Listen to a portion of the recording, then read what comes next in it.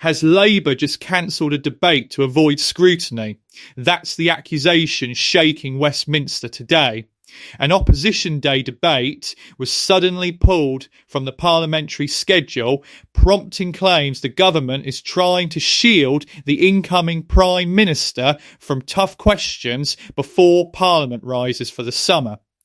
Ministers insist the change was necessary because of the rapidly developing crisis in Iran, while the opposition says it's an unprecedented attempt to dodge accountability. So what really happened inside the House of Commons, and who has the stronger argument? Let's break it down. We now come to the statement. Leader of the House. Thank you, Mr. Speaker. With permission, I'll make a short statement to provide an update on tomorrow's business. The business for tomorrow, Wednesday the 15th of July, will now be a general debate on Iran, followed by... Sorry, Leader. Sorry. Do you want to leave now? I am not having that shouting like that again. Are you going to answer me? Right, OK, apology taken. Leader of the House. Mr. Speaker, the House will rise for the summer recess at the conclusion of business on Thursday the 16th of July and return on Tuesday the 1st of September, and I will make a further business statement on Thursday. Shadow Leader of the House, Jesse Norman. Thank you, Mr. Speaker. This is a total humiliation and embarrassment for the government. Yesterday, they published an emergency change to government business in order to ram the Hillsborough Law through this House with no notice and an absolute minimum of scrutiny. Now they have backtracked again on their own business and cancelled the Opposition Day, which they themselves had scheduled. Now, why is that, Mr. Speaker?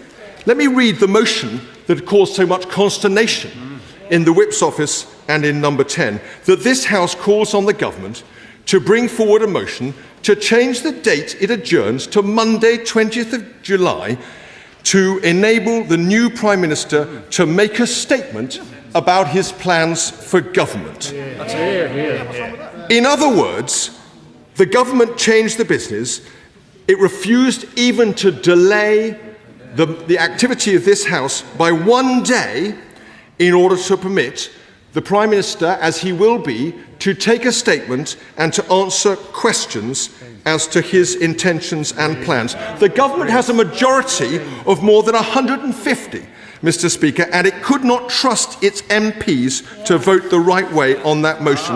And it could not bear the idea of a new Prime Minister facing any scrutiny before September. A Prime Minister, let me remind us all, who has been chosen by a coronation, not a contest, with no known platform, almost no known policies, and no idea of his priorities or indeed his cabinet team.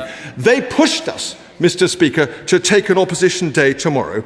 They cannot bear the scrutiny, and now they're cancelling it. And to do so, hiding under the, I'm afraid, thoroughly distastefully, under the news, the very distressing news that's happening in Iran, when they could have framed a statement today from a minister or tomorrow on this issue, is, I think, completely disreputable. They're not even cancelling it, Mr. Speaker, for legislation. They could have kept the Representation of the People Act. They're cancelling it for a general debate with no votes. Mr. Speaker, it's the worst possible exit for a Prime Minister, the desperate attempt to create a legacy as though this could alter 2 solid years of failure. And it is the worst possible start for a new Prime Minister. People across this country will see what has happened, and they will conclude that this is a man who is frit, running scared of public scrutiny, before he can even take office. Thank you, Mr. Speaker. If I may introduce some facts into the situation. He reads out, Mr. Speaker, a motion which he tells us was to be tabled for tomorrow. I have to say it's the first I've heard of the words of a motion, because no such motion was tabled for the opposition tomorrow. It was not tabled for tomorrow. We did not see the words of the motion. A decision was made on whether or not the House should debate an unfolding international crisis or not. What's your view? Was this a justified change to parliamentary business, or should the debate have gone ahead? Let me know in the comments below.